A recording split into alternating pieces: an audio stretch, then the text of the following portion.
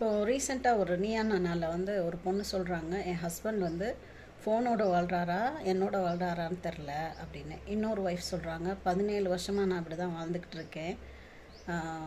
அவர் தான் என் புருஷன், நான் தான் அவர் பொண்டாட்டியானே எனக்கு தெரியல அப்படின்னு சொல்லிட்டு குழந்தைங்களுக்காண்டி வாழ்கிறேன் அப்படின்னு சொல்கிறாங்க. ஸோ இதெல்லாம் என்ன சொல்லுது அப்படின்னா, ஹஸ்பண்ட் வந்து இமோஷ்னலாக அவைலபிளாக இல்லைன்னு அப்படின்னு சொல்லுது.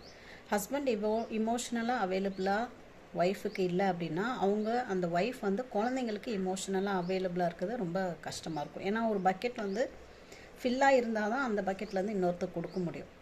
ஸோ இங்கே ஒய்ஃப் ஃபில் ஆகலை அப்படின்னா அவங்களும் ஹஸ்பண்ட் மாதிரி கடமை மட்டும் செய்வாங்க, இமோஷ்னலாக அவைலபிளாக இருக்க மாட்டாங்க. பட் இந்த பெண்கள்லாம் ஏன் இவ்வளோ ஃப்ரஸ்ட்ரேட்டாக பேசுகிறாங்க அப்படின்னா, அவங்க கொடுத்துட்டே இருக்காங்க. அவங்க இமோஷ்னலாகவும் கொடுக்குறாங்க, ஃபிசிக்கலாகவும் கொடுக்குறாங்க, நிறைய வேலை செய்கிறாங்க. ஸோ கொடுத்துட்டே இருக்கும் போது என்ன ஆயிரும் அப்படின்னா, அந்த பக்கெட்டில் ஓட்டை விழுந்துடும். ஓட்டை விழுகும் போது அந்த ஃப்ரஸ்ட்ரேஷன் வரும். ஸோ ஹஸ்பண்ட்ஸ்க்கெலாம் ஒரு இன்ஃபர்மேஷன் என்னென்னா, எந்த ஹஸ்பண்டோ ஒய்ஃபோ மியூச்சுவலாக இமோஷ்னலாக அவைலபிளாக இல்லைன்னா அது குழந்தைங்களுக்கு போய் சேராது. குழந்தைங்களுக்கு எப்படி நீங்கள் வந்து மெட்டீரியல் வேர்ல்டில் ஃபுல்ஃபில் பண்ணுறீங்க, ஆனால் இமோஷ்னல் வேர்ல்டில் ஃபுல்ஃபில் ஆகலை அப்படின்னா அவங்க வெளி உலகத்தில் போய் கான்ஃபிடெண்ட்டாக இருக்கவே மாட்டாங்க. இது ஒரு பாயிண்ட்டு.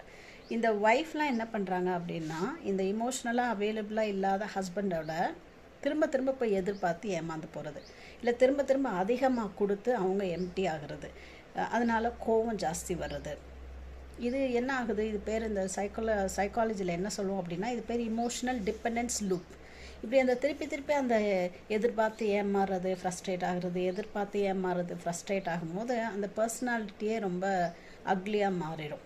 இதுலேருந்து நம்மளை காப்பாற்றிக்கிறதுக்கு பெண்கள் என்ன செய்யணும் அப்படின்னா, நம்ம இமோஷன் பக்கெட்டை நம்ம வேறு விதமாக ஃபில் பண்ணிக்கணும். எப்படி ஃபில் பண்ணலாம்? ஒருத்தவங்க கொடுத்தா தான் அது வாங்கணும்னு அவசியம் இல்லை. நிறையா செல்ஃப் லவ் கொடுத்துருக்கிறதுக்கு நம்ம ஆக்ஷன்ஸ் எடுக்கணும். ஏன்னா நீங்கள் தான் இந்த கல்யாணத்துக்குள்ளே இருக்கணும்னு முடிவு பண்ணியிருக்கீங்க. குழந்தைங்களுக்காவோ வாட் எவர் ரீசன் இந்த கல்யாணத்துக்குள்ளே இருக்கணும்னு முடிவு பண்ணிட்டா அங்கே மென்டல் ஹெல்த்தோடு வாழ வேண்டியது நம்மளோட இண்டிவிஜுவல் பொறுப்பு. இதை போய் நம்ம அவங்கள மாற்றணும் அப்படிங்கிறதெல்லாம் பெரிய கஷ்டமான வேலை.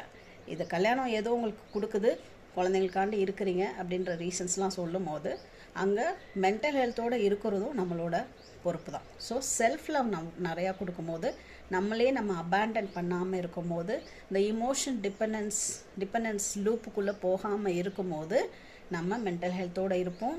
நம்ம இமோஷ்னல் பக்கெட் ஓட்ட விழாமல் இருக்கும். அப்போ அங்கே வளர்கிற குழந்தைங்கள் நல்ல மென்டல் ஹெல்த்தோடு வளருவாங்க. சொசைட்டிக்குள்ளே போகும்போது ரொம்ப ஸ்ட்ராங்காக அசர்ட்டிவாக வளருவாங்க. ஸோ பெண்களுக்கு ரிக்வெஸ்ட் என்ன கொடுக்குறேன் அப்படின்னா, ஹஸ்பண்ட் வந்து கிடைக்கலன்னு தெரிஞ்சிருச்சு, பட் அந்த கல்யாணத்துக்குள்ளே இருக்கிறோன்னு முடிவு பண்ணிட்டா தெளிவாக மென்டல் ஹெல்த்தோடு வாழணுங்கிறது நம்ம பொறுப்பாயிடும்.